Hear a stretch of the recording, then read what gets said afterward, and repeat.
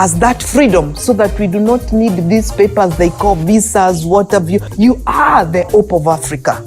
Bringing together people from the different sectors is a way where we can learn from each other and we can inspire each other and we can promise each other that together we can actually do something different. So this is an opportunity to influence each other, not only on this boot camp, but also at the UNIT Summit next week, where you can really push for change. The opportunities, the resources are in your hands. It is time now to drive Africa. The Africa we want lies in your hand. It does not lie to our elders, it lies in your hands. It lies in the hands of the youth. Asanteni sana. I wish you a good deliberation. With that, I officially open this boot camp. Asante sana. From your applications, you have demonstrated that you're already practicing leadership somewhere. So our only job is to alert you about your personality, who you are as a millennial, and how you relate to leadership. And then maybe in the conversation that you're going to have, we will try and ensure that then you become the best you can be as a millennial. So to be in this boot camp is to be reminded that the young people are not homogeneous. We're not all the same. We come from different economic backgrounds, different social backgrounds, and just appreciating that fact as a young leader is going to help me a lot in making proper advice to the board that I serve in. I've also been reminded about the power of engaging young people, organizing them beyond mobilization. So I had not fully become aware of the distinction between mobilization and organization, and the boot camp has already opened me to that awareness. So I'm very grateful for that. I think one of the very things that resonated with me in policy formulation was the issue of privileges. That was one of our first lessons. It resonated with me because I believe in public policy, it's easy to make policies that ignore a minority. The issue of privileges means some people get to enjoy certain freedoms, they get to enjoy certain rights, they get to enjoy certain fruits of public policy that others are not better able to enjoy.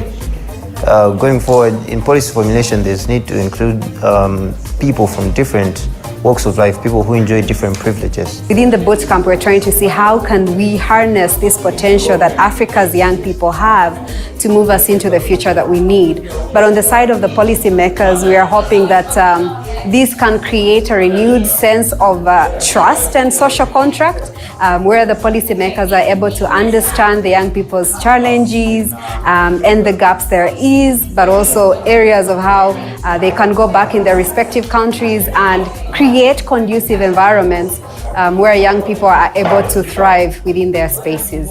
So you lead, I lead, we lead together. So you lead, I lead, we lead together.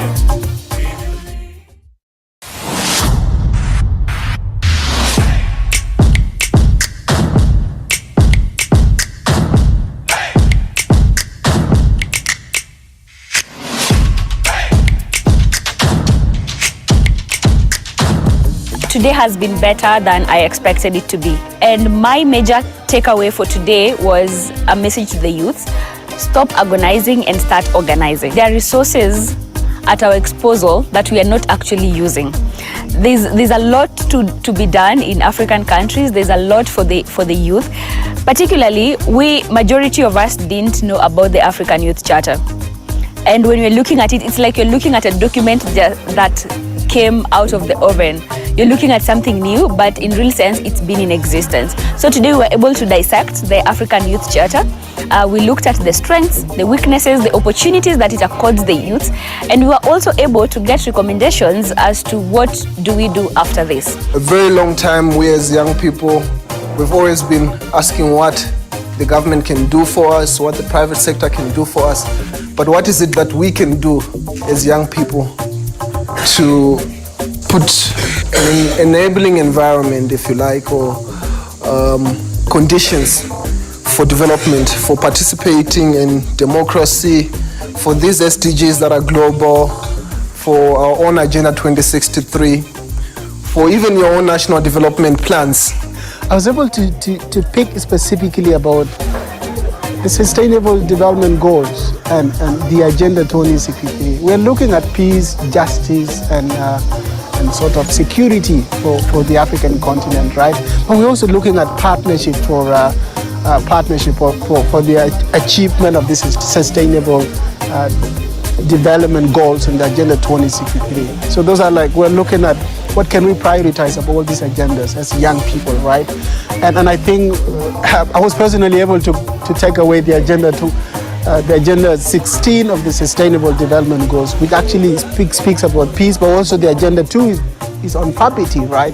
I was deeply informed about what we need to be able to prioritize as young people in order to realize these sort of agendas. So you lead, I lead, we lead together. So you lead, I lead, we lead together. We will lead, let your dream be a reality.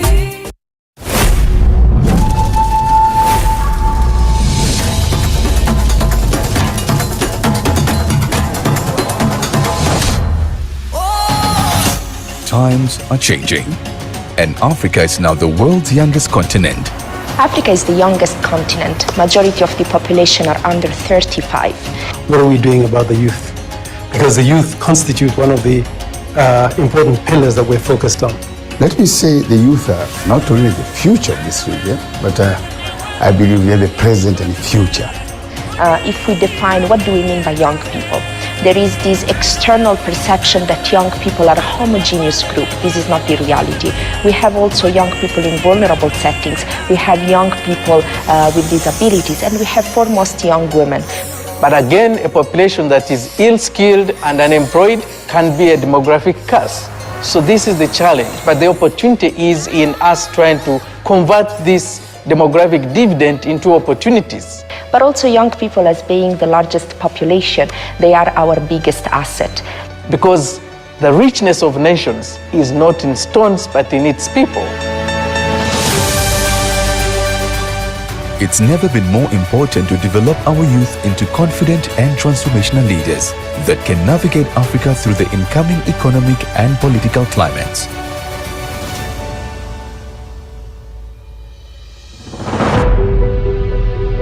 Africa's youth are faced with growing concerns about how to thrive in their purpose. And that's where You Lead Africa comes in. Founded in 2017, we are Africa's flagship youth leadership program, following the youth's greater demands and expanding our work from the East African community to the continent. There are many challenges facing young people on the African continent. The biggest one of them is that each and every one of the young people in Africa have the desire to become a leader. I think investment should be made more to build the capacity of young people in Africa to become effective leaders. Under globalization, the world is small. The whole world outside there has skills. We need to equip our youth with the requisite skills so that they participate properly, even in global interaction. And this means that we need to do more to create economic opportunities and work opportunities for young people. You Lead for me represents that opportunity for young people to first of all think about their problems collectively and then develop, if it be disruptive strategies to take action on addressing those challenges. The summit, it's not just a 3 days or 4 or 5 days event for young people to come and chit-chat and go home. Whatever they are saying is influencing our one-year work, what we call the post-summit agenda. With now more than 10,000 alumni and over 30 partners, an active partner-led work in all 5 major African regions, a One Young Africa is our vision. We have a great vision. We're envisioning 150 delegates in person, 20,000 virtually, but this is not to me the only success indicator. The success indicator is ensuring that all these 20,000 young people virtually provide inputs and meaningfully engage throughout the conversation, and all their suggestions are then incorporated into our post-summit agenda. Look at 2017, just East Africa coming together, and now thousands of African young people. Unit Summit 2021. We are proud to announce that we are going continental. coming together as a one young Africa. And we want actually to break the borders. The CFTA is here. We want African young people to come together under You Lead Summit platform, trade together across the borders, innovate together across the borders, and create jobs as well as prosper together. That's what drove us to become, one young Africa. We have the potential and the capacity to do so.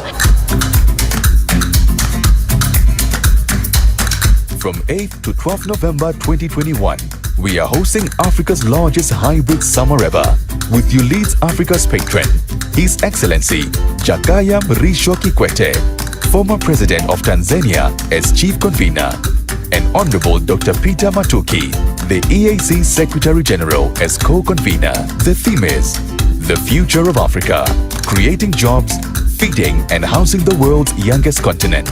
I call upon policymakers, development partners, the private sector, media, civil society, and other stakeholders to be part of and support the East African community in convening this year's You Lead Summit. It will attract participation from all the partner states of the EAC and indeed the continent. I thank you. Asanteni sana. See you in Arusha. Tujenge vijana wetu. Since 2017, You Lead Summit, as popularly known, is jointly convened annually by the East African Community and MS Training Center for Development Cooperation in Arusha, Tanzania, in collaboration with a myriad of partners. COVID-19 is both a blessing and a curse, equally. We have seen how the COVID pandemic has hit very hard young people. And this is why You Lead Africa will bring together more than 15,000 people on a single platform, because travel is restricted, but together through the internet, courtesy of COVID-19. We are welcoming a virtual and physical audience from all African countries together on the same platform. Nonetheless, COVID-19 has reduced the opportunities for young people. Young people have lost jobs, and COVID-19 pushes us beyond the boundary to innovate and create jobs that we have lost using COVID-friendly mechanisms such as online platforms, as well as increased cooperation between and among young people across the borders, especially under the CFTA, which regards that trade should happen beyond borders of any country. At One Young Africa, You Lead Summit 2019 is the Africa that we want. And I really appreciate You Lead Summit for giving us a platform on how we can build a collective power to create a sustainable movement that will help us create change in our society. So I'm very, very happy to participate in You Lead Summit 2019. You Lead Summit is really awesome. You Lead Summit Youth Power. You Lead Summit is empowering. You Lead Africa, a One Young Africa where dreams are born and youth become leaders.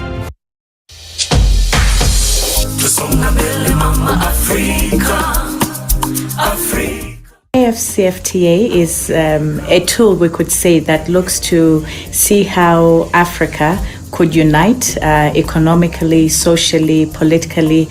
So it's a grand aspiration. Youth perspectives informed our further engagements with policymakers, especially the government and other stakeholders. First, youth, yes, had heard about the AFCFTA, but only on the internet.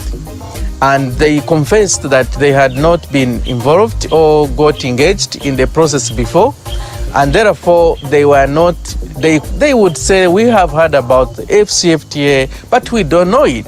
We cannot say it is ours. We discovered that there was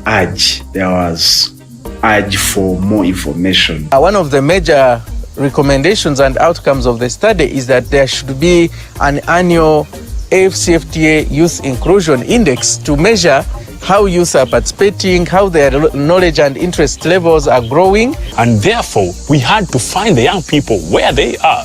They are on TikTok, they are on Instagram, they're on Facebook and Twitter. And this has really helped us to not only roll out the project initiatives, but also reach them where they are and allow them from all the 55 countries of Africa to participate actively in the project.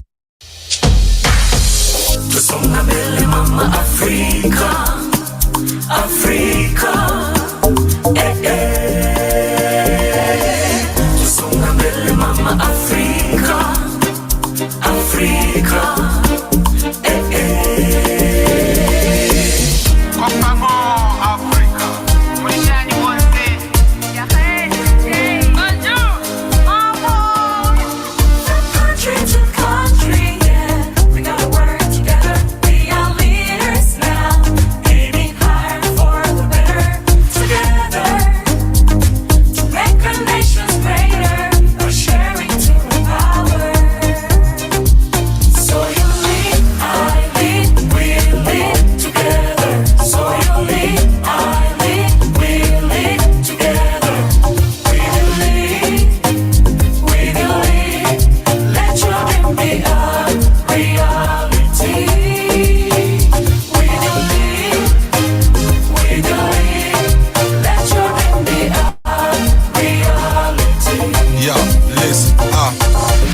shape young men and women with the pillars, with the future. Here we are, let's join together with ability to change communities, with love, with peace, to respond to our need, to call for unity. Africa, hear me cry, never leave me alone. As I see light in a brighter future, let's join hands for youth and women. Let's join hands for youth and women. I lead, we lead together. So you lead, I lead, we lead together. We will lead, we will lead. Let your dream be a reality.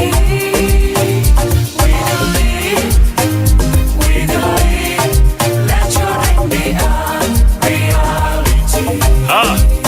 Yeah, vijana wa Afrika wote waungana, vijana vijana kutoka mashariki, magharibi, kaskazini na kusini, hata na kati, twaja pamoja ili tufanye nini?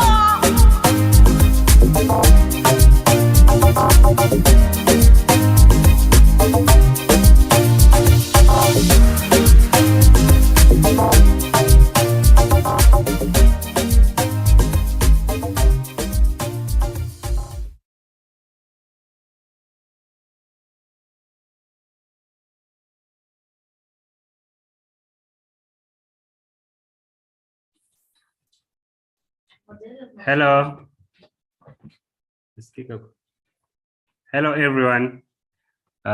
Karibuni sana kwenye siku yetu hii ya leo kwa ajili ya kutukutanisha sisi vijana tuweze kutoa maoni yetu kuhusu namna gani ambavyo sisi tunapata fursa katika kukuza demokrasia, utawala bora, lakini pia haki za binadamu. Leo ni siku nzuri kwa sababu pia tutakuwa na wageni wengi hapa ambao watakuwa pamoja na sisi.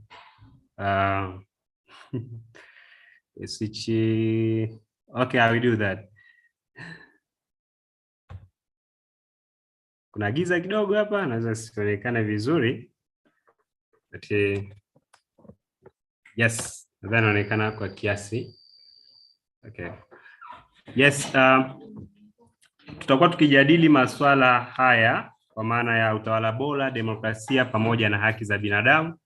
Hapo nadhani kila mmoja anafahamu masuala hayo, lakini tunakuja kusensitize kwenye hilo jambo. Kwa majina naitwa Ismail, ni kijana ambaye nafanya kazi na taasisi ya Mwanza Youth and Children Network, lakini pia ni afisa mradi wa ULED kwa upande wa Mwanza, ambapo tayari na sisi tushafanya tukio letu la kukutanisha vijana ili kuweza kutoa maoni yao kuhusu aina ya demokrasia wanayohitaji. Tukio letu ni mwendelezo wa wa midahalo ambao tumekuwa tukifanya katika mikoa mbalimbali. Tumefanya Arusha, tukafanya Mwanza, lakini tukafanya Songea, na sasa tutafanya Zanzibar, tutafanya Dar es Salaam, tutafanya pia upande wa Dodoma. Lakini tumesema tunayo nafasi ya kuendelea kuwafikia vijana wengine ambao hawajapata nafasi ya kushiriki na sisi live, tukafanya kupitia platform hizi za Zoom call, Twitter Space na kadhalika, kuhakikisha kwamba kila kijana anapata fursa ya kuweza kutoa maoni yake ama kuchangia kwenye masuala haya ya utawala bora pamoja na demokrasia, bila kusahau issue nzima ya human rights kwa maana ya haki za binadamu. Leo tunayo bahati, tutakuwa na wageni. Wageni wetu atakuwepo Mheshimiwa Nusrat Hanje. Huyu ni mbunge ambaye kwa namna moja ama nyingine amekuwa akihakikisha ajenda za vijana zinasikika na kuweza kutafutia ufumbuzi kule bungeni. Tutakuwa naye pia kaka yetu, mmoja kati ya watu ambao wana inspire vijana katika masuala zima ya utawala bora, demokrasia, lakini pia kwenye masuala zima ya haki za binadamu, kaka yetu Ismail Ramadhani Biro. Huyu ni makamu mkurugenzi mtendaji shirika la Tanzania Bora Initiative, ambao wanafanya vizuri sana kwenye masuala ya kuempower vijana, lakini kuhakikisha kwamba Tanzania na vijana ambao kwa kweli wanachangia kwa namna moja ama nyingine maendeleo ya taifa letu. Nichukue fursa hii kuwakaribisha wote ambao tunaendelea kujoin. Hii ni fursa yetu na ni nafasi kwa kila mtu kuweza kuzungumza na kutoa maoni yake. Kwa hiyo karibuni sana. Mada yetu ya leo inasema nafasi ya vijana katika kukuza utawala bora, demokrasia na haki za binadamu. Kwa Kiingereza inasema the role of youth in promoting good governance, democracy and human rights. Karibu sana Michael leo, karibu sana Julius Mwakabalile, Nanu Ivan Mebara, Nyonkulu Kevin, Rachel Amanda na wengine wote. Tunaweza tukaanza kwa introduction kidogo, kwa maana ya ujitambulishe, wewe ni kijana kutoka maeneo gani, na vitu kama hivyo, hasa tuweze kujua wewe ni nani na unatoka maeneo yapi. Naweza nikaanza na mtu yote, na unmute mic, then unaongea ndani ya sekunde chache ili tuweze kujuana, then tuendelee na session.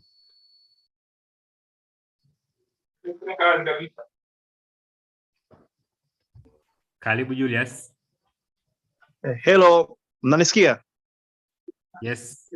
Mnanisikia? Yes, tunakupata. Naitwa Julius Mwakabalile, natokea kwenye shirika la SEDIT. Shirika letu linahusika na masuala ya vijana na maendeleo pamoja na uwekaji wa akiba kwa vijana kwa ajili ya maendeleo. Asanteni. Asante sana Julius. Mwingine anaweza ku unmute na then akajitambulisha. Niona Michael ulikuwa umenyosha mkono, karibu. Asante. Hello, habari. Kwa majina naitwa Michael Leo, ni youth activist, ninapatikana Mwanza. Nashukuru kuwa pamoja na ninyi hapa. Karibu sana Michael, mmoja ya vijana ambao wanafanya vizuri sana kwenye masuala haya ya utawala bora. Mwingine anaweza ka unmute then akajitambulisha.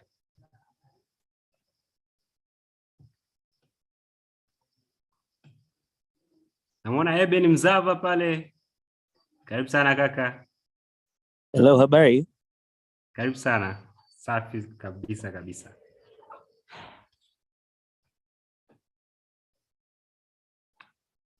Karibu. Mzava. Tumempoteza kidogo, wenda ni challenge ya network.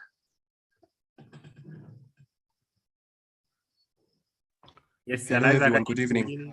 This is Rollins Conchela from Nairobi, Kenya, though currently in Kilgoris, Narok, Kenya. I am a postgraduate student at the University of Nairobi, as well as a law graduate. Thank you, and I'm glad to be here. Welcome so much, and thank you.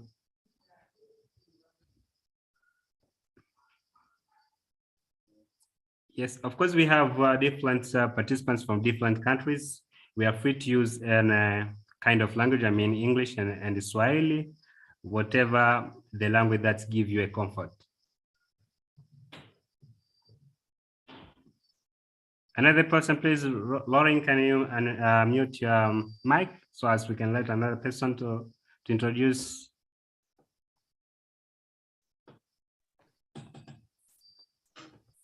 Hello, guys. Hello, Innocent.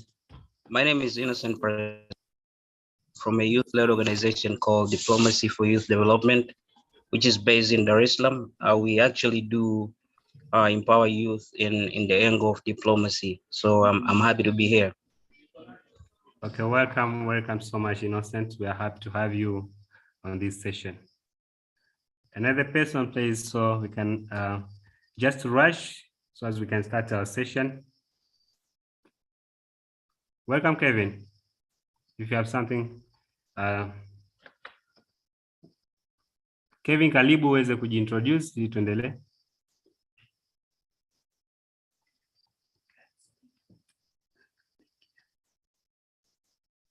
Okay. Tutaendelea kujitambulisha kadri ambavyo muda unaenda na kadri ambavyo tutakuwa tunaendelea na session yetu, lakini kwa sasa hivi ili kukimbizana na muda kwa sababu tutamaliza saa 2:10 session yetu, nilikuwa napenda kumkaribisha moja kati ya wageni wetu. Namuona brother Ismail Biro, moja kati ya vijana ambao wana inspire vijana wengi sana katika masuala haya ya uongozi na utawala. Ni mwanadiplomasia mzuri na mdau mkubwa sana kwenye mambo ya sera na utawala.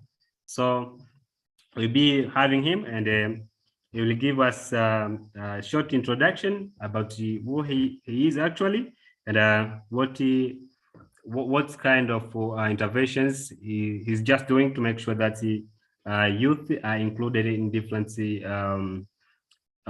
decision-making structures and I mean inclusivity at the large. Welcome Mr. Biro, na tunashukuru kuwa na wewe, na nadhani vijana wanaenda kusikia mengi makubwa yanayohusiana na mambo ya demokrasia, utawala bora, pia haki za binadamu. Karibu sana kaka mkubwa, karibu sana na tunafurahi kuwa na wewe. Asante sana. Thank you very much. A very good evening to you all. Habari za jioni. Ninafurahi sana kuwa hapa na tumai kwamba nasikika vizuri. Yes, nakusikia. Asante. So I'll try to mix the languages because I've seen we have different participants from different countries. So I'll try to be as inclusive as possible so that we can be together in this conversation. Yes. Yeah, nilikuwa nasema kwamba nimegundua kwamba tuko participants wa aina mbalimbali, kwa nitajaribu kutumia lugha zote mbili ili tuweze kuwa pamoja katika mazungumzo yetu. Yes. So I will switch on the video just to greet you guys, and then I'll switch back off the camera. Just make sure that my internet does not disappoint me. Yes. Thanks. So kwa kwanza labda mimi ni naibu mkurugenzi wa shirika la vijana ambalo linaitwa Tanzania Bora Initiative. Ni shirika ambalo sio la serikali na linaendeshwa na vijana wa Tanzania na limeanza shughuli zake tangu mwaka 2015. Lakini shughuli zangu mimi za kwenye maendeleo nimeanza zamani kidogo. Nimepita katika pia taasisi mbalimbali za vijana, nimekuwa pia katika sehemu hizo. Mojawapo ikiwa asasi ya vijana wa Umoja wa Mataifa Tanzania, ambayo kwa kiasi kubwa imenifundisha uongozi, lakini pia imepatia exposure uwezo kufika katika majukwaa mbalimbali ambayo baada ya hapo ndiyo yakaniwezesha kuweza hata kuwa kiongozi katika jamii yetu. Kwa hiyo kwa siku zote wanapenda kuishukuru asasi yetu hii kwa kuweza kuzalisha na pia kuendelea kuzalisha vijana wengi ambao leo hii katika jamii yetu ya Tanzania wamekuwa na influence kubwa sana. Katika Tanzania Bora, moja ya kazi kubwa tunafanya ni kuweza kuwainua vijana ili waweze kushiriki kamilifu katika masuala ya uongozi na utawala bora, lakini pia tunajaribu kuwezesha vijana kuweza kutengeneza ajira ili kuweza kutatua changamoto mbalimbali ambazo zinawakumba, kwa sababu katika experience ambayo tumeipitia tumegundua kwamba as much as vijana wako na interest ya kuweza kutaka kushiriki katika masuala ya utawala bora na masuala ya uraia, lakini hawawezi kushiriki kama incentive hazipo. Kwa hiyo kama ukiweza kuwasaidia wakaweza kusimama katika masuala pia kutengeneza ajira na ujira wao pia ukapatikana, then wanakuwa na motivation kubwa ya kuweza kuingia katika masuala ya uongozi pia, ili kuweza kuchechemua sera ambazo zitakuwa rafiki katika maendeleo yao. Lakini sehemu ya tatu ya kazi ambazo tunafanya ni katika eneo zima la masuala ya majukwaa ya mijadala ambayo endelevu, ni mijadala ambayo inataka kuelekea kuchechemua maendeleo ya Tanzania, na hapa tunatumia majukwaa mbalimbali, majukwaa ya habari, media, majukwaa ya sanaa, arts, lakini pia majukwaa haya tunaita offline platforms, kwa majukwaa pia ambayo yako katika jamii zetu ambayo pia yamekuwa useful. Kwa hiyo hayo kwa kifupi ndio mambo ambayo tunafanya. So I was trying to explain my background and the work that I'm doing. I've been engaged in youth development for quite some time now, and part of my leadership journey is rooted from my engagement with the youth of the United Nations in Tanzania, where I learned so much about leadership, but also different ways to be able to engage in platforms that would affect young people positively. And I've also tried to explain some of the work that we're doing through the organizations that we started since 2015. Part of it is to support young people to become effective leaders in the area of politics, governance, and democracy. But also from the experience that we've had, we've realized that young people cannot engage effectively if their livelihood is not taken care of. And that's why part of the focus is also to support young people to be able to become active and effective entrepreneurs, but also to be able to be employable so that they can be able to effect changes positively. And at the same time, we've realized that the young people need platforms to be able to elicit their opinions and sometimes to even advocate for their agenda.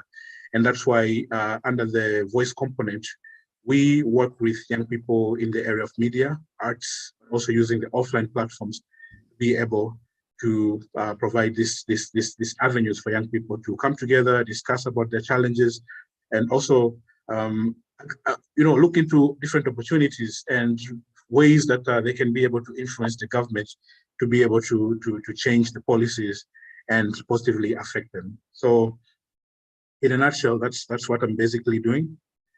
We work closely with the government because we know the government is the number one stakeholder in development. Serikali ndio mdau namba moja wa maendeleo, na yeye ndio regulator wa sheria zote na mipango mikakati yote ya nchi. Kwa hiyo serikali lazima awe mdau mkubwa katika masuala mazima ya maendeleo. Sasa katika hii mada, kitu kimoja ambacho nataka nikizungumzie, nataka ni draw experience kutoka katika uchaguzi uliopita, uchaguzi wa 2019, uchaguzi wa 2020, lakini pia tukijua kwamba tunaelekea kipindi ambapo tutakuwa na uchaguzi mwingine Tanzania 2024, lakini pia 2025. 2024 tutakuwa na uchaguzi wa serikali za mtaa, 2025 tutakuwa na uchaguzi mkuu. Na pia nikikumbuka kwamba ndugu zetu wa Kenya wametoka kwenye uchaguzi tu hivi karibuni. Kwa hiyo naamini kwamba na wao pia wamepitia experience mbalimbali ambazo tunaweza pia kwa pamoja tukajadiliana na kuona hali ya vijana iko vipi. Sasa tukiangalia katika Biro, thank you for a good clarification basing on your introduction and what you are doing actually. But samahani kwa kuinterrupt kidogo. Nilikuwa nataka niwaambie washiriki kwamba tayari mheshimiwa mbunge Nusrat Hanje ameshajoin na sisi. Karibu sana madam. Naomba nitoe introduction kidogo, then nadhani tutakuja hapo kwa sababu bado tuna mengi sana ya kuweza kujadili na wewe. Naomba baada ya introduction tu then tutapause hapo, then tutaendelea.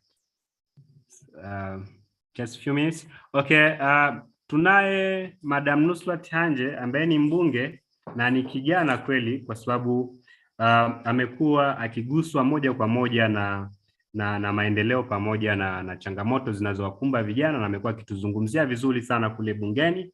Ni moja kati ya vijana ambao wameshiriki kwenye majukwaa makubwa mbalimbali ya vijana kikanda na kimataifa, ikiwa pamoja tumemwona sana akienda kwenye majukwaa ya Great Lakes, LDC5. So nadhani ni moja kati ya vijana ambao wanaweza kuwa na mambo makubwa ya kusema na sisi leo kwenye masuala zima ya demokrasia, haki pamoja na utawala bora. Lakini nilipenda nimkaribishe, then nadhani tutahitaji kupata overview ya kutoka kwa Mr. Biro pamoja na Madam Hanje kuhusu ni nini maana ya demokrasia, ili baadhi ya participants wote waweze kupata nini maana ya demokrasia, lakini utawala bora, ikiwa pamoja na swala zima la haki za binadamu. Kwanza karibu Madam Hanje, tunafurahi kuwa nawe kwa siku ya leo, lakini baada hapo nadhani utatusaidia kuweza kuelezea mchakato mzima kwamba demokrasia ni nini, utawala bora pamoja na haki za binadamu. Karibu sana Mheshimiwa Mbunge Madam Nusrat Hanje.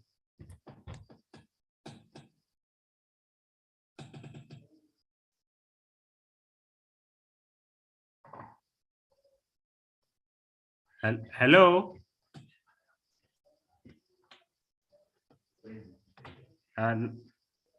Madam Nusrat, kama unatusikia, karibu. Okay, naona kama ametoka kidogo, kwenda kuna changamoto, lakini naomba tuendelee kwa Mr. Biro.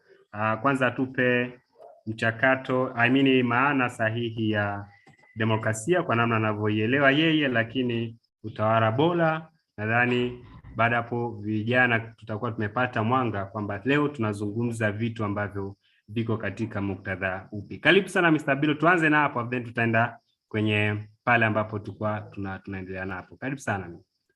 Asante sana. Nafikiri katika kuelewa maana halisi ya demokrasia na utawala bora, turudi tena katika tunaita ile Universal Declaration of the Human Rights, tamko la haki za binadamu, ambayo ndio inatoa msingi mkubwa wa namna gani ambavyo watu wanaweza kuishi kwa usawa, lakini pia watu wanaweza kuishi katika misingi ya utawala ambao unaweka maslahi ya watu wote na kipaumbele sawa kabisa. Sasa tukirudi katika maana ya demokrasia, tukiangalia United Nations kupitia institution ya UNDP, wanaitambulisha demokrasia kama ni mfumo wa serikali ambao wananchi wake wote wapo sawa mbele ya sheria na wanashiriki katika kufanya maamuzi ya kitaifa juu ya masuala ya umma. Na hapa ndipo tunapoona kwamba kuna masuala kama ya uchaguzi ambayo yanatumika katika kuhakikisha kwamba viongozi wanateuliwa, wawakilishi wa wananchi wanateuliwa na wananchi wenyewe, lakini pia wanatokana na wananchi wenyewe na wanakwenda kusimamia maslahi ya wananchi wenyewe, na pia wanakuwa answerable, wanakuwa accountable na responsive kwa mahitaji ya wale wananchi. Sasa tukichukua hiyo definition moja kwa moja inatupeleka sasa katika eneo la utawala bora, kwa sababu kwenye utawala bora UNDP hiyo inasema kwamba utawala bora ni pale ambapo wenye mamlaka ikiwemo serikali wanakuwa wanatawala katika misingi ya sheria, lakini pia wanatawala ili kuweza kurespond, kuitikia mahitaji ya wananchi husika. Wananchi wanakuwa na mahitaji, na moja mahitaji yao ni kuona nchi yao inaendelea, ili waweze kupata huduma za afya, waweze kupata huduma za elimu, waweze pia kuishi kwa usalama na amani. Haya ni moja ya mahitaji yao.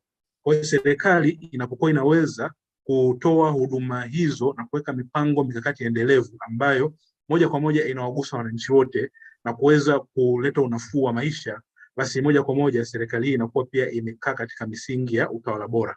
Lakini pia serikali ambayo inakuwa inaangalia rasilimali zake kwa umakini, inazitumia vizuri na inatoa fursa kwa watu wote kwa usawa kabisa, basi inakuwa inatawala katika misingi ya utawala bora.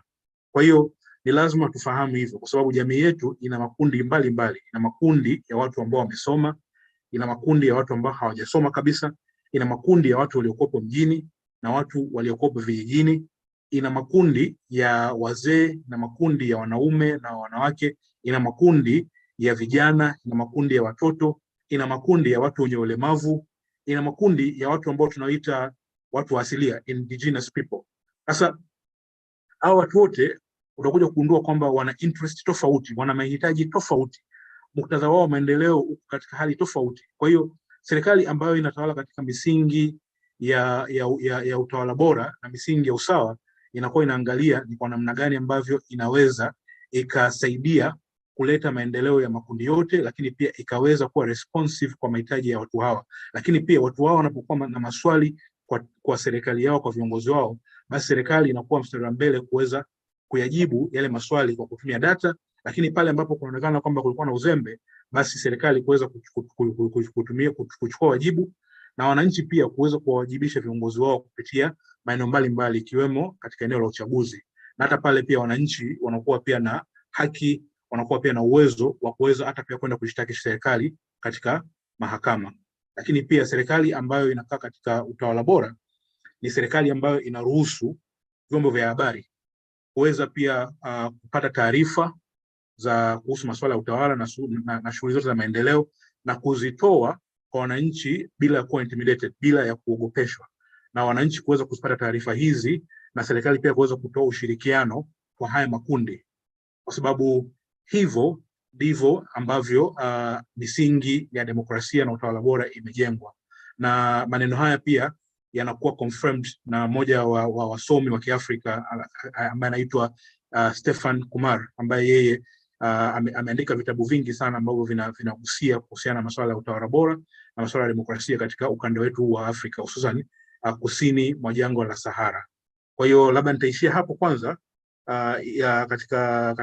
katika kufahamu kwanza maana yake, kabla sijaingia katika nafasi ya vijana katika sehemu yetu ya ukanda wetu wa kusini mwa jangwa la Sahara, lakini pia Tanzania pase katika maeneo haya, kiangalia katika ile tunaita election cycle, katika mzunguko wa uchaguzi ambao tunajua kwamba katika Tanzania kuna kipindi ambacho tunaita kabla uchaguzi, kuna kipindi cha uchaguzi na kuna kipindi cha baada ya uchaguzi, ambapo kuna masuala mbalimbali ambayo yanatakiwa yafanyike katika masuala ya utawala na uongozi, lakini pia katika masuala ya kuhakikisha kwamba ule uwakilishi wa wale viongozi ambao wamechaguliwa basi unakuwa wenye tija, na wananchi pia wanaweza kuwa na ushiriki endelevu katika hatua zote hizi mpaka pale tunafika katika uchaguzi mwingine.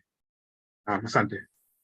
Asante sana kaka yetu Ismail Biro ametoa ufafanuzi wa namna ambavyo anaelewa kuhusu demokrasia, utawala bora, lakini pamoja na haki za binadamu. Nadhani ameelezea kwa uzuri sana, jambo ambalo nadhani kila mmoja sasa hivi angalau ana mwanga au ameongeza kitu kwenye ule uelewa wake wa mwanzo kuhusu mada yetu.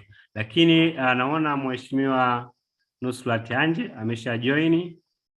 Tunaweza tukamkaribisha aweze kutusalimia, kujitambulisha, lakini pia anaweza akatupa ufafanuzi namna ambavyo anaelewa utawala bora, demokrasia na haki za binadamu kama mada yetu ya leo. Then tutaendelea kwa sababu tumeshasikia hapo kuna issue ya nafasi ya vijana, ambapo wote tutakuwa na room ya kuweza kuchangia na kuweza kuelezea kwa namna ambavyo tunaelewa nafasi zetu sisi kama vijana, namna gani tunashiriki katika masuala ya kidemokrasia, tuna room kiasi gani kwenye masuala ya utawala na upande wa haki za binadamu. Karibu sana Mheshimiwa Nusrat Hanje, karibu sana kwenye series ya mwendelezo wa mjadala kuhusu utawala bora, demokrasia na haki za binadamu.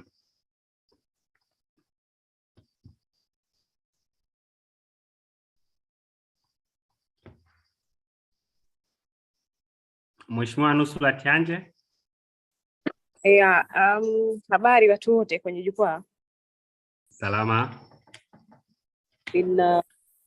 Nilikuwa nawasikia, of course nimefanya follow up tangu nilipo join, nimekuta nimesha join, lakini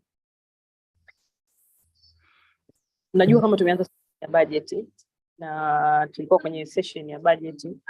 na nimechangia kama watu wawili wa mwisho kwenye kuchangia kabla tujahitimisha session ya jioni kwa ajili ya kuenda kufuturu, na pause nilikuwa nimefunga. Kwa hiyo tulikuwa tuna event ya kwenye bunge hapa, nimekuwa kwenye hizo pilika hata hapa sasa hivi nimepata sehemu tu ya kujibanza. Kwa hiyo mnaweza mkaendelea kusikia activities nyingine zinaendelea behind, lakini nimeona ni kampani nitakapopambana ni uweze kujoin, na basi nzuri nimesikia watu wote ambao wamechangia hapo mwanzo, wawili nafikiri wameongea kama sijakosea, kama sijachelewa, lakini nimemkuta mmoja ambaye ameongea ametoka Tanzania Bora na mwingine ambaye amemaliza sasa hivi. Nafikiri wameeleza vizuri na demokrasia ni nini na utawala bora ni nini wao. Mimi nakubaliana nao, na mimi kwa ufahamu wangu demokrasia ni mfumo wa kiserikali ambao wananchi wote bila kujali background zao, tofauti zao, wote wana haki sawa ya kufanya maamuzi mbele ya sheria. That is democracy for me. Lakini utawala bora ni aina ya utawala ambao unafuata sheria na una observe demokrasia. Kwa hiyo demokrasia ni kielelezo kimojawapo katika kueleza utawala bora. Unapo practice democracy ndio tunakudefine kama umeuishi utawala bora, kwa sababu huwezi kuzungumza utawala bora bila kuzungumza demokrasia. Sasa sijui nasikika vizuri, nimejaribu kupunguza sauti kwa sababu kuna shughuli nyingine zinaendelea hapa, lakini I hope nasikika unanipa notification hapa. Nakusikia. Kwa mada inavyozungumza kwamba ushiriki wa vijana katika utawala bora, lakini katika ku-exercise demokrasia, vijana, na ni kwa sababu tunazungumza kuhusiana wengi hapa vijana, na vijana kwa sababu mtu mwingine ambaye si kijana atauliza why vijana, lakini mimi na nyinyi tunaelewa kwa nini tumesema nafasi ya vijana, kwa sababu hata you lead one young African, one young Tanzania, one young world, tunazungumza younger generation, kwa sababu tukizungumza sisi ndio viongozi wa hapo jioni. Maana yake sasa hivi tuseme sisi viongozi wa kesho, sio wa baadaye. Yani we are almost there, ni kadogo sana palipobakia. Kwa hiyo sisi tunapoanza hizi discussion, tuendelea kujadiliana na nini demokrasia, nini utawala bora, sisi ambao tuna expect muda wote, kwanza tupo ambao tumeshaanza ku exercise uongozi, tuko kwenye nafasi za uongozi, lakini you don't expect watu ambao wako kwenye position za senior ministers kwenye cabinet ya serikali, kwenye top leaders wa serikali, you don't expect wawepo, atu expect wawepo for the next 10 to 15 years. Kwa hiyo ni sisi, kama sisi tunaanza kudiscuss hivi, manake sisi tuna uwezekano mkubwa wa kuelewa masuala ya demokrasia na utawala bora tukija kuwa kwenye hizo position, kwa sababu hatujaanza kuelewa kuhusiana na utawala bora na demokrasia, hatutakuwa tumeanza kuzielewa tukishafika kwenye nafasi. Mpaka sasa hivi tunapojiandaa kushika hizo nafasi kwa kuwa viongozi kwenye taasisi za kiraia, civil society organizations, NGOs, FBOs, hizi nafasi za kisiasa za ambao sisi tuna exercise kwa nafasi za kisiasa, tayari kwa namna moja au nyingine tunajadili na tunafanya kwa vitendo, tunafanya discussion kwa vitendo zinazohusiana na masuala ya demokrasia na utawala bora. Kwa hiyo expectation ni kwamba hii discussion sisi kwetu ni muhimu sana. Kwa hiyo nafasi ya vijana katika kupelekea utawala bora na demokrasia ni kubwa, kwa sababu ndio viongozi ambao tuna expect. Kwa hiyo kama kuna vitu ambavyo haviendi sawa kwenye hawa, hatutarajii na tusingetamani kuwa na viongozi wengine ambao leo ni vijana, ambao kesho watakuwa na position kubwa, wawe ni watu ambao hawajui chochote kuhusiana na utawala bora na demokrasia. Kwa hiyo ni very important discussion ambayo tunaijadili, ambayo ni right time, ni vital na ni muhimu sana. Na nafikiri wakati mwingine tunakosea, tunajadiliana kuhusiana na utawala bora na demokrasia, ndio tunafikiri kwamba tunazungumza masuala ya kisiasa peke yake. Of course masuala ya kisiasa, kwa sababu ndio nafasi ya kisiasa na nafasi za wafanya maamuzi kwenye dunia. Leo tunajadili vita ya Ukraine na Russia, lakini waliofanya maamuzi ya kuingiza nchi zao kwenye vita ni wanasiasa. Kesho tutafanya discussion za decisions kubwa ambazo zinafanya leo. Sasa tuna discuss kuhusiana na ripoti ya CAG, lakini ukiangalia mlolongo mzima wa hiyo ripoti unapatikana mpaka teuzi za hao ambao ndio kama mkaguzi mwenyewe ni sehemu ya teuzi za mamlaka, walioshiriki wote kwenye kufanya kama ni ubadhilifu au kama ni wamepata hati safi, wote ni sehemu ya either wateule wa wanasiasa au wao wenyewe ni wanasiasa. Kwa hiyo there's no way unaweza ku escape politics. Ndio maana tukizungumza utawala bora na demokrasia tunajikita sana kwenye siasa kwa sababu hiyo, yani siasa ni jambo mtambuka. Lakini kumbe hata kwenye asasi zetu hizi bado demokrasia, utawala bora pia ni vitu ambavyo ni vya msingi, kwa sababu bado unaongoza watu, na kama ni tunazungumza demokrasia kwa maana watu wote wako wana haki sawa mbele ya mamlaka za maamuzi na wana nafasi sawa ya kufanya maamuzi, maana yake bado unazungumza demokrasia. Utawala bora kwa namna yoyote ile bado hata kwenye asasi nyingine bado utatakiwa ku experience utawala bora. Ni kama principle of natural justice, kwamba kwa sababu principle of natural, tuseme natural justice yenyewe kwamba huwezi kufanya maamuzi pasipo kumsikiliza unayemhukumu, huwezi kutoa hukumu bila kumsikiliza. Hiyo ni sehemu mojawapo ya ni moja ya nyenzo ambazo mimi naziconsider kama sehemu ya utawala bora, kwa sababu utakapotakiwa kufanya maamuzi maana yake tunategemea observe principle of natural justice. Kwa hiyo ni more than doing politics, kwa sababu hata kwenye mahakama tunapata, hata kwenye organization tunatakiwa tuishi hivyo. Kwa hiyo ni kitu ambacho ni discussion ambayo ni vital na vijana wana nafasi kubwa ya kushiriki kwenye discussion, lakini pia kwa zaidi kwa sababu pia sisi vijana, kwa mfano mimi nizungumze specifically kwa sababu mimi mwanasiasa, nizungumze kwenye upande wa siasa typically, kwa sababu najua wengi pia humu mnatoka kwenye organization. Nafikiri sehemu ya pili nilozungumza kuhusiana na utawala bora pamoja na demokrasia kwenye upande wa organization na nini tofauti na politics, huo nyie mtakuwa huko mnanielewa zaidi kwa sababu mna experience hayo. Lakini nikisema kwa upande wa kwetu sisi wanasiasa,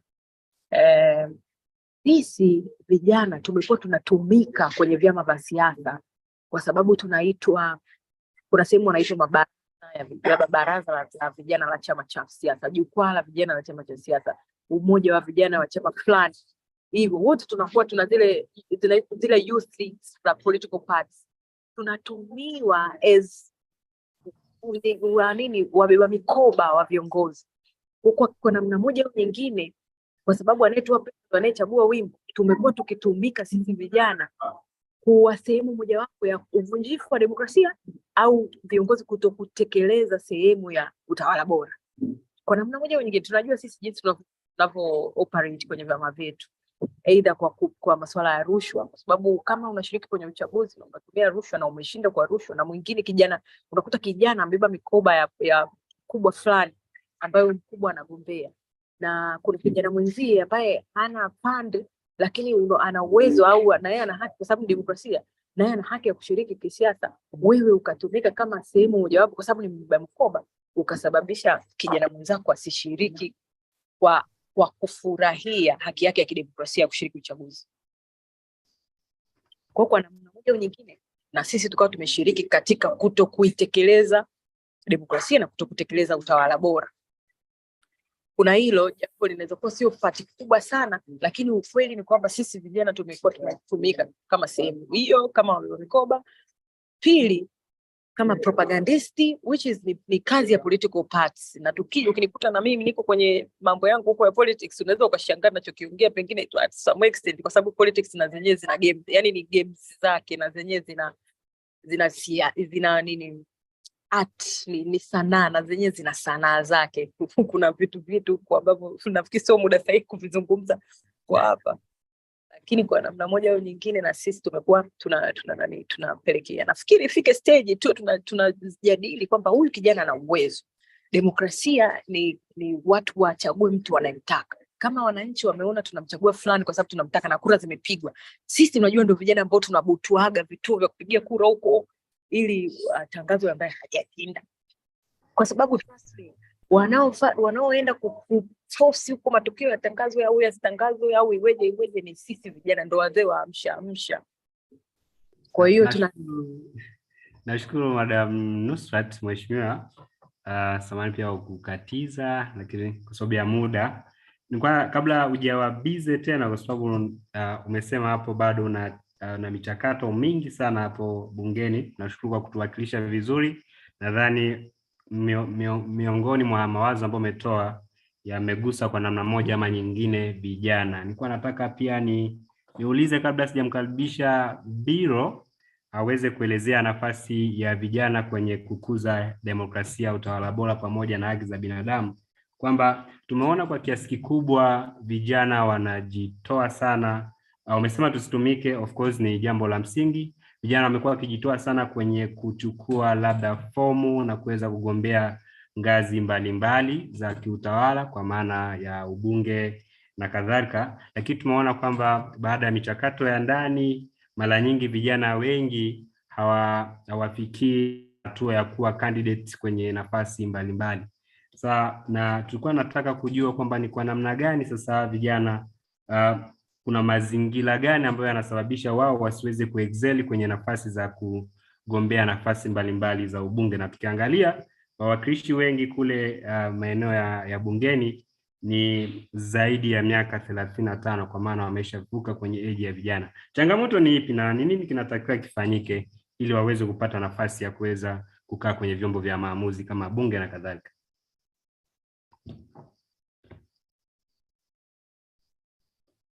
Karibu Mheshimiwa Nusrat, ili kwa kuwa ni mwanasiasa ili nakuhusu moja kwa moja.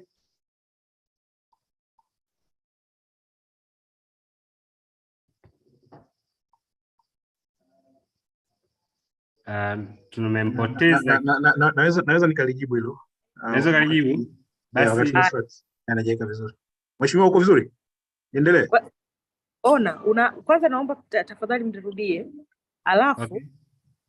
Anaweza kurespond pia ambayo yuko tayari, lakini pia nitarespond. Nirudie hapo kidogo. Okay, sawa. Tumeona hivi karibuni vijana wengi wamekuwa na mwamko wa kuweza kuthubutu kutaka kugombea nafasi za juu za kimaamuzi kwa maana ya ubunge na kuendelea, lakini wamekuwa wakipata changamoto kuweza kupewa ridhaa ama kuaminika kwenye michakato ya ndani ya vyama vyao vya kisiasa mpaka kuja kupata ridhaa hiyo ya kuweza kugombea, kwa maana kutoka kwenye michakato ya ndani ili waweze kupewa nafasi ya kugombea aidha ubunge na kadhalika. Tatizo ni nini? Changamoto ni nini? Kiasi kwamba kwa sababu baada ya hapo vijana wanakuja wanakata tamaa na kutoweza kugombea tena kwa miaka mingine inayokuja. Kwa hiyo inatusababisha tuwe na namba ndogo sana ya wawakilishi kwenye vyombo vya maamuzi na kubaki kuwa vulnerable group. Tatizo liko wapi na tunatokaje hapo? Mimi nitaanza. Kwanza tunabidi tufahamu kwamba mchakato wa uchaguzi, mchakato wa kisiasa na kidemokrasia unaendeshwa na sheria 9 za uchaguzi pamoja na kanuni zake. Kuna sheria ya vyama vya siasa, kuna sheria ya vyama vya siasa, masuala ya kusema registration na monitoring, kuna regulation ambayo inaangalia tuseme hizo kanuni za vyama vya siasa, tuna ile code of conduct ya vyama vya siasa, tuna sheria ambayo inaangalia masuala ya vyama vya siasa lakini kwenye masuala ya accounting, masuala ya fedha, lakini pia tuna ile inaitwa Election Expenses Act, sheria ya masuala ya uchaguzi, masuala ya fedha kwenye uchaguzi, lakini pia tuna kanuni yake. Lakini pia tukumbuke pia tuna ile sheria ya uchaguzi ambayo moja kwa moja iko chini ya tume ya uchaguzi. Hizi ambazo nimezitaja kwa asilimia kubwa zinasimamiwa na msajili wa vyama vya siasa. Sasa tukianza katika mfumo wenyewe, hizi sheria nilizozitaja na kanuni zake kwa kiasi kikubwa zimetoa tu uwanja mpana wa kila mtu kuweza kushiriki katika michakato hii ya kisiasa na kiuchaguzi. Na tukirudi sasa katika uhalisia, ambapo kwa uhalisia wa Kitanzania umri wa ujana ni umri ambayo mtu anaanza maisha. Ametoka katika elimu kwa jinsi ambavyo katika hali ya kawaida ametoka katika elimu na anatarajiwa kwamba sasa aingie katika sehemu ambayo atachangia maendeleo ya jamii yake. Na ukiangalia hizi sheria kwa namna moja au nyingine, kuna sheria ambazo moja kwa moja hazimpi kijana advantage, hazimpi kijana nafasi ya kuweza kusimama na kustanda chance ya kuweza kuchaguliwa. Kianzia michakato katika vyama vyenyewe, kuanzia katika usajili mpaka ile wanasema composition, yani idadi ya watu ambao wanakuwa ndani ya vile vyama. Hizi sheria moja kwa moja zimetoa kipaumbele kwa nafasi ya wanawake, watu wenye ulemavu, lakini vijana moja kwa moja hawajatajwa. Kama sheria haisemi nafasi ya vijana inatakiwa itambulike kwa asilimia ngapi. Kwa mfano, wanapotoa wale tunaoita wagombea wangapi wanatakiwa wawe vijana. Na hapo tunasahau kwamba kama tunasema kwamba asilimia zaidi ya 60 ya population yetu inakuwa constituted na vijana, basi kulikuwa na haja ya kuwa intentional katika namna ambavyo tunafanya nini, namna ambavyo pia tunawapa vijana hiyo nafasi. Kwa hiyo sehemu ya kwanza ya kuanzia ni kwenye hizo sheria. Na nafasi yetu sasa iko vipi? Tuna vijana ambao wapo kwenye mashirika ya serikali, tuna vijana wapo kwenye makundi mbalimbali, na tuna vijana ambao wanatuwakilisha katika sehemu hii ya maamuzi, akiwemo Mheshimiwa Nusrat. Sasa kama tutafanya kazi kwa pamoja kuweza kuainisha hizi changamoto na kushirikiana pia na vijana wenzetu waliokuwa kwenye vyama vya siasa bila kujali itikadi zetu, ajenda yetu ikiwa ni ajenda ya vijana, maana ni kwamba tutaweza kumzungumzia kijana katika muktadha wa changamoto anazokumbana nazo ambazo zinashindwa kumfanya akawa kiongozi katika jamii yake, au jamii ikamwekea doubts na kutoamini kwamba ana uwezo kufanya hivyo. Na moja kwa moja tukashirikiana na viongozi wetu ambao wapo tayari kwenye sehemu hizi za bunge za kufanya maamuzi na kutengeneza sheria, ili tuziangazie hizi sheria kwanza na kanuni zilizokuwepo ili ziweze kufanyiwa marekebisho na kutoa nafasi hiyo kwa vijana moja kwa moja kuweza kupata nafasi hiyo, kwamba sheria kutambua na sheria kutoa wigo. Alafu baada ya hapo inabidi tushirikiane, kwa sababu kubadilisha sheria ni kitu kimoja. Sehemu ya pili wanasema fursa inabidi mkute mtu ambaye amejiandaa. Fursa inabidi mkute mtu ambaye amejiandaa, kwamba lazima tuwasaidie pia vijana sasa kuandaa kiuongozi. Na mara nyingi huwa tunafikiria kwamba kumwandaa kijana kiuongozi basi inabidi ifanyike wakati wa uchaguzi tu. Hapana. Tunasema uchaguzi ni mzunguko. Kuna kipindi cha kabla uchaguzi, kuna kipindi cha uchaguzi, na kuna kipindi cha baada ya uchaguzi. Na kipindi chote hiki kuna mambo yanafanyika. Sasa lazima kijana aandaliwe kama kiongozi ili aweze kupita katika haya maeneo matatu, ili basi sheria itapokuwa imerekebishwa na hizi fursa zitakapotokea, basi kijana awe tayari kuweza kuzichukua hizo fursa na aweze kuongoza kwa mfano, ili basi yeye pia ndio aweze kuwa sababu ya kuweza kuwasaidia vijana wengine pia waweze kupata fursa nyingi zaidi. Ni lazima ifanyike katika muktadha huo, ni lazima ushirikiano utengenezwe, na lazima chain itengenezwe katika makundi haya yote, ili mwisho wa siku basi viongozi wetu ambao wapo katika sehemu za maamuzi waweze kuwa guided, waweze kupata mwongozo kutoka kwa vijana wenyewe, na waweze kuwazungumzia vijana wakiwa na data za uhakika, wakiwa na taarifa za uhakika, lakini pia wakiwa na backup ya kujua kwamba watapohitajika kutoa taarifa fulani, basi viongozi wajue kwamba kuna vijana ambao wako huko nje kwenye jamii ambao wanaweza kusaidia katika kuongoza michakato hii ambayo moja kwa moja inaweza kuleta ushawishi wa kufanya mabadiliko haya ambayo tunazungumzia. Asante. Shukran sana Mr. Biro, umeelezea vizuri na umetoa call kwamba vijana inabidi tuungane, youth we should be united and come with a single agenda and stand for it. Napenda nitoe nafasi kwa washiriki wengine. Sasa tuko huru kuweza kuendelea kutoa maoni yetu, lakini pia kama kuna maswali kwa speakers waliotangulia. Niliona mkono wa Kevin Chua, sijui kama bado nataka kuuliza. Ndani tutumie dakika 2-3 tuweze kuuliza ama kuchangia, then ili watu wote tuweze kupata nafasi. Moderator, sorry, before muendelee. Ndio, Madam Nusrat, karibu mheshimiwa.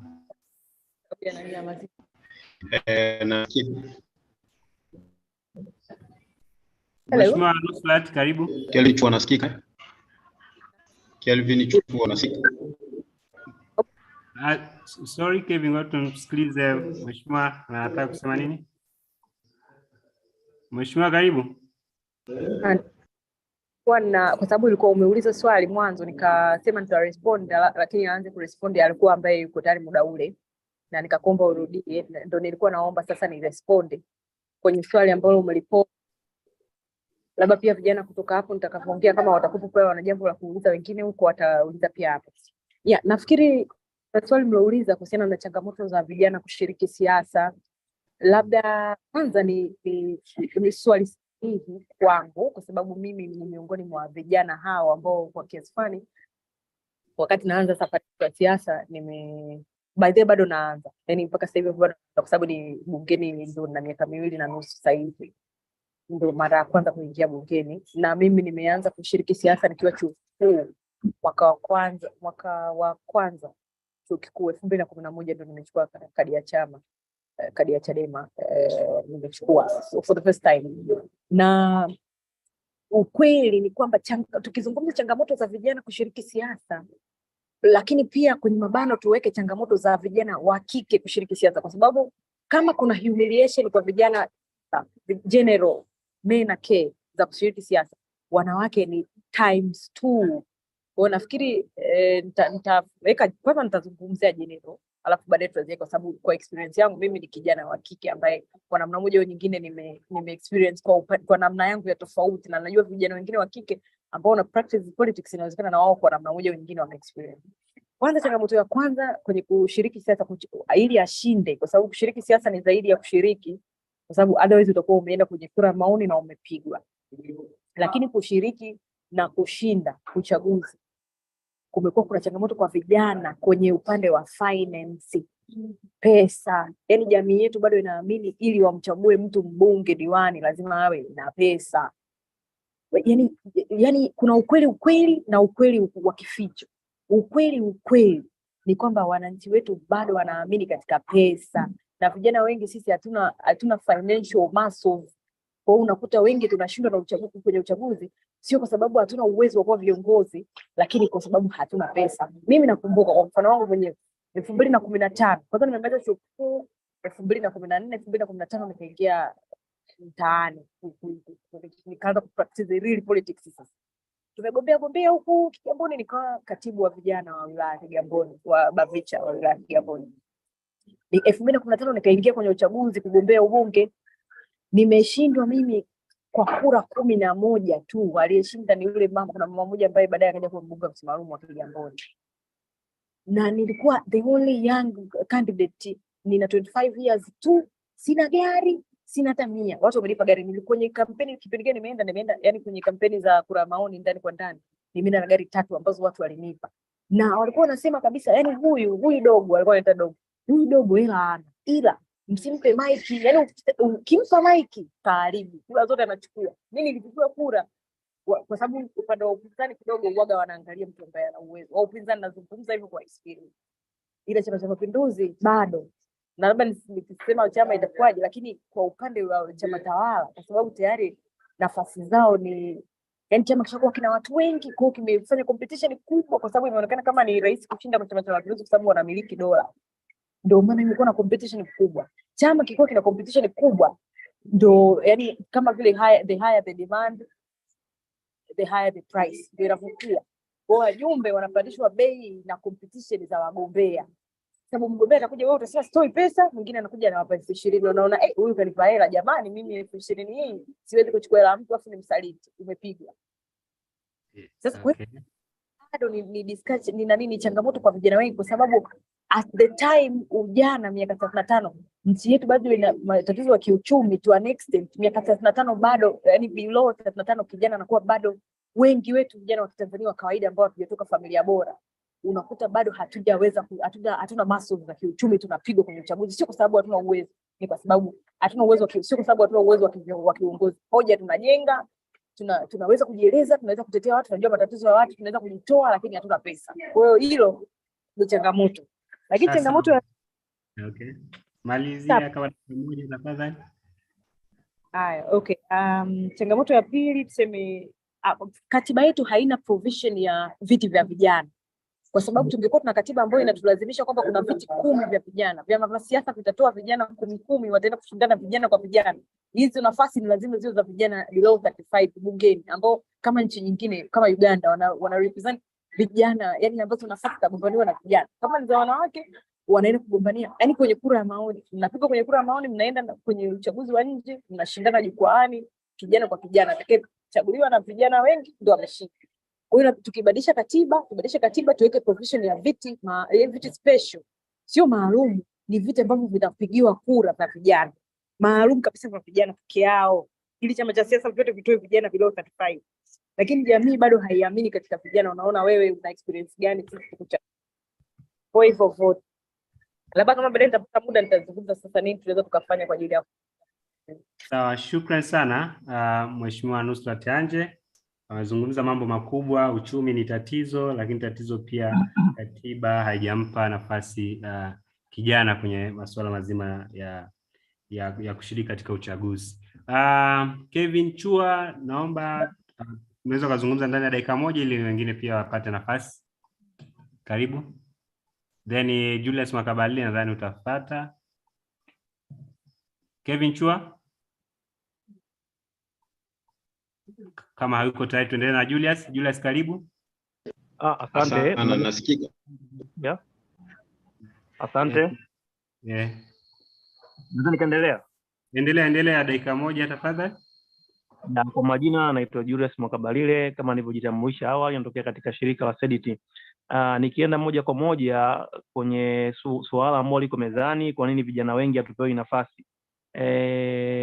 Mheshimiwa ameongea vizuri, ameongelea kuhusiana na swala zima la kiuchumi. Vijana wengi wana shida kiuchumi, ndio maana wanapata competition kubwa sana katika majimbo yao wanagombea.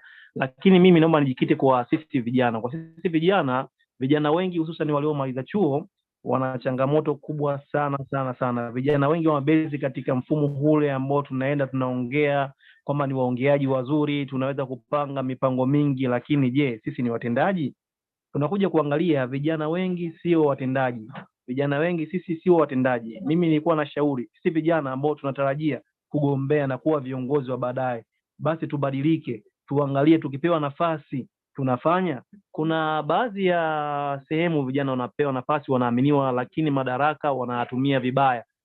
Lakini mwanzoni ukiwa unaongea kwenye majukwaa, kweli kijana ana mvuto kuongea katika majukwaa ya siasa, ana mvuto kuongea katika uongozi, lakini utekelezaji je, upo? Kwa hiyo vijana wengi tumekuwa tuna ubabaishaji katika utekelezaji wa mambo, na tukipewa madaraka tunataka tunishiane misuri, tuonekane kwamba sisi ni wafia kitu fulani. Hicho ni kitu ambacho kipendezi. Kwa hiyo nilikuwa naona hivyo bwana, bado vijana sisi bado tuna changamoto ile ya ethics, ile maadili ya uongozi zaidi inabidi tuwe nayo zaidi. Asante. Asante sana Julius. Vijana tuna tatizo la kutenda, tunaongea sana. Karibu Chua, dakika moja tafadhali. Kama una maoni pia unaweza kaweka kwenye chat box, lakini pia tusisahau kufollow akaunti za One Young Africa na One Young Tanzania kwa upande wa Instagram na Facebook. Karibu sana Chua. Chua naona na delay. Nixon. Karibu. Nixon. Kama haongei unaweza ukawa mute mic kwa nafasi nyingine. Nixon. Nixon, naona Nixon hayuko tayari. Mwingine ambaye yuko tayari kuzungumza.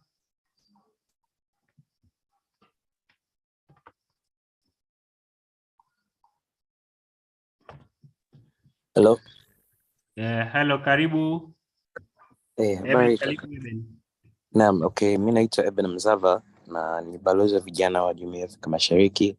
Kwa kweli kuhusiana na topic ya leo, ni topic muhimu sana. Labda my contribution ni kwamba ukiangalia kwenye nchi zote za Jumuiya ya Afrika Mashariki, unakuta kwamba kwenye nchi ambao kuna baraza vijana, masuala ya good governance na democracy yanakuwa tofauti ukilinganisha na nchi ambao hazina. This is because kuna kuwa na structure there's a structure where youth wanaweza wakaja na wakapata representation kwa eneo la serikali. Labda just contribution kwamba sisi kama Tanzania tuendeleze. Kwa mfano leo nahisi Mheshimiwa Nusrat aliongea bungeni kuhusu swala ya baraza vijana, and I think that's a very good initiative, kuhakikisha kwamba tayari, kwa sababu kuna bill ambao it puts there's an act of government ambao it places in the National Youth Council. It's a very good initiative ili sisi kama vijana, whether they're in political parties or not, wawe part of the government, wawe part of this democracy, because at the end of the day sisi tulishiriki kwenye election observer mission Kenya, na nilitugundua kwamba out of I think it was 20 million youth ambao wamesajili kuvote, only 4 million walivote, and that's because of awareness kwanza, lakini pia kwa sababu ya this thing ya vijana kuona kwamba serikali is not there for them. Kwa sisi tukiwa tuna a youth body ambao ina represent issues za vijana is a way in which we can also promote good governance and democracy kwenye nchi yetu. Lakini pia taasisi kwa mfano kama Tanzania Bora Initiative wanafanya kazi nzuri kwa kufanya civic education, kuhakikisha kwamba vijana wanafahamu kuhusu masuala ya demokrasia. Kama bwana Ismail Biro alisema kwamba when you look at elections, yani unaangalia not only during elections, lakini kuna vitu ambavyo vinafanyika pre-election. Hizi ni vitu ambavyo, these are the conversations ambao tunapaswa kuwa navo, not only during the time ambao tunakuwa na tuna elections. Also youth leaders such as Ismail and Nusrat, I think these are very good initiatives ambao we can increase youth voices and promote good governance and democracy as young people. Asante sana. Thank you, Mr. Mzava. We got what you meant, and naomba nikaribishe mtu mwingine, Victor Ndiwa. Naomba nianze na rolling, then tutakuja kwa Victor, nadhani tutakuwa tunamalizia. Asante Mheshimiwa Nusrat kwa kutuaga, tumefurahi pia kuwa na wewe. Rolling. Then Victor. Thank you Ismail. Naomba uniruhusu nizungumze kwa Kiingereza kwa vile Kiswahili yangu sio mzuri sana. My point is a united youth can be considered a danger to any laxative regime. This we found out when analyzing why countries such as Tanzania and DRC do not have youth councils. And in effect, let me just make it aware to you that there is a policy paper in place at the East African Community level that calls for the formation of the East African Community Youth Council, and which has not been implemented. Just imagine if the youth of Tanzania or Kenya or Uganda gathered and decided we are going to storm this parliament to ensure that the policies in place that have been passed are implemented.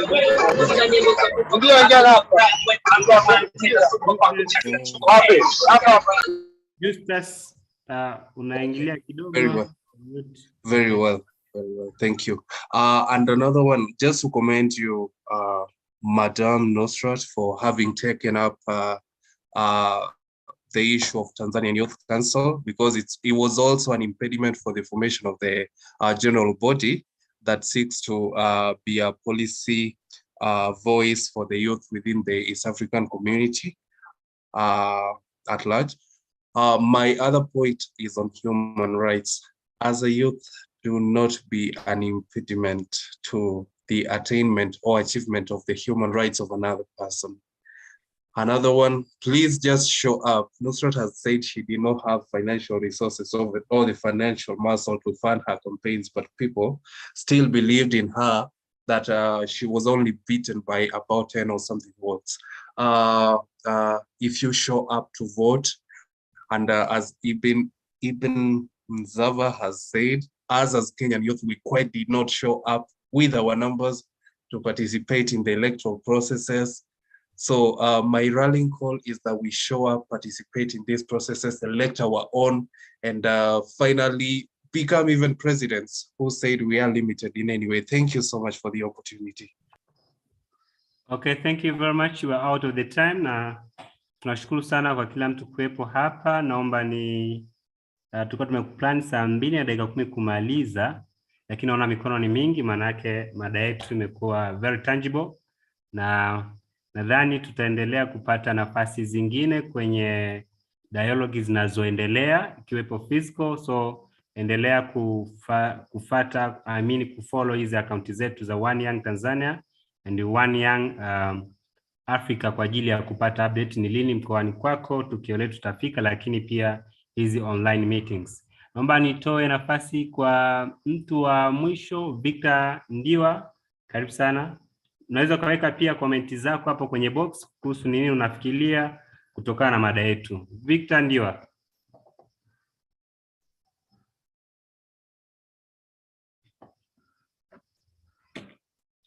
Victor? Okay, tumpe nafasi Nixon sasa. Naona ndio ana changamoto kidogo ya kimtandao. Either Nixon, welcome very much and have some few minutes. Asante sana. My name is Nixon and I'm from Nairobi, Kenya. First of all, concerning the topic, vijana wanafaa sana kuwa makini na kuwa vikole active. In our country, most of the time, most of our leaders are young. Tuko na msichana was ready to become a woman for the Met County at the age of 24 years. Tuko na mbunge wa Embakasi, Ismail, at the age of 32. So vijana tuko na nafasi kubwa sana kuongoza taifa lote lile. So maybe nangependa tu kuhimiza vijana wakuwe active, wa contribute in the building of societies, kama vitu kama volunteer service, kusaidia wanakijiji.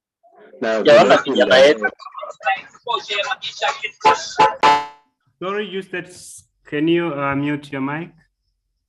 Nixon is speaking. Yes, so I was still talking about the youth. So the only way youths can lead is to become aggressive and active. Youth form the majority in every country. So if youths decided to lead, first of all, they must unite. Unity is the key. Now, for example, I am a president of Ismail University, and my plan is to fight for member of parliament 2027 in my constituency. So what am I doing now? What the best what I'm doing now is to build connection among the youths, and also learn from people like you guys, where you have been doing, have been following everything that you have been doing. So the only thing we can do best is rise up, lead, because no one can give you the lead if you don't want to lead. So that is what I have to say now. Thank you. Okay, thank you, Mr. Nixon, for your contribution. And we had a good catch up on what you spoke. And I could like to invite the last speaker, Mr. Abdurrahman Ali. So you can have just 3 single minutes to speak with us relatively to the topic. Abdurrahman, are you ready?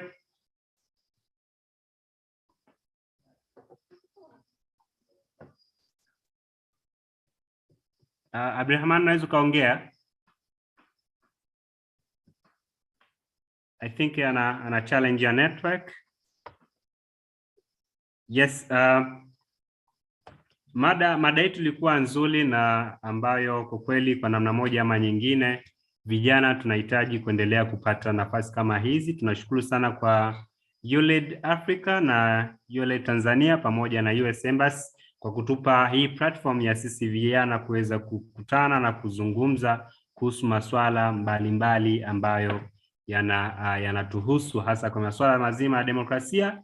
Tumezungumza mambo mengi na kwa vijana tumeaswa sana kuweza kutenda na sio kuzungumza, tuweze kuchangamkia fursa, lakini pia kuhakikisha kwamba nafasi zote zinazotokea tunazifanyia kazi, kwa sababu tunahitaji kuweza kumove na sio kuendelea kulalamika. Lakini pia tunaweza tukasema kwamba serikali zetu hizi zinatakiwa zihakikishe kwamba zinatupa kipaumbele kwenye fursa zinazotuhusu, hasa kwenye masuala mazima ya kiuchumi, utawala na hata kisiasa.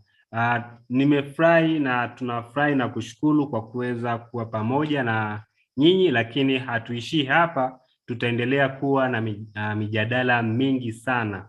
Vijana lazima tuamke, tutafute taarifa, lakini pia tuzifanyie kazi. Shukrani sana, lakini tunaomba muendelee kufuata kufollow akaunti zetu za social media, Instagram na Twitter kama One Young Tanzania, One Young Africa, kwa ajili ya kuendelea kupata taarifa ni wapi mdahalo mwingine utafanyika ama ni lini ambapo mdahalo utafanyika kupitia hizi Zoom na Twitter.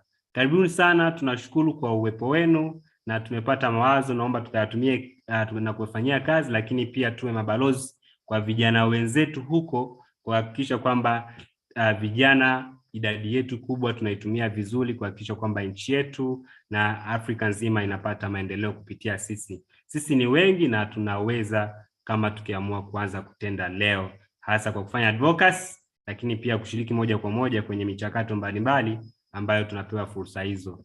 Guys, nashukuru sana. Naweza ukafungua video yako then tukaagana ndugu zangu. Tukapata hata picha moja juu ya tukio letu tulilofanya.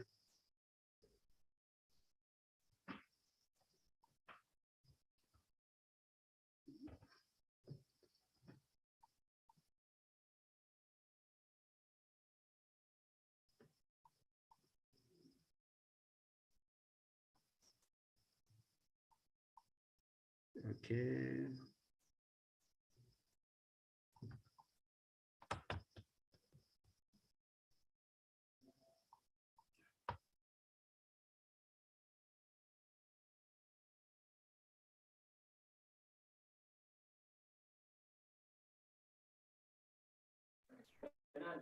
Good night, guys. Mbarikiwa sana. Tupatane next time. Tusonga mbele mama Afrika, Afrika, tusonga mbele mama Afrika, Afrika,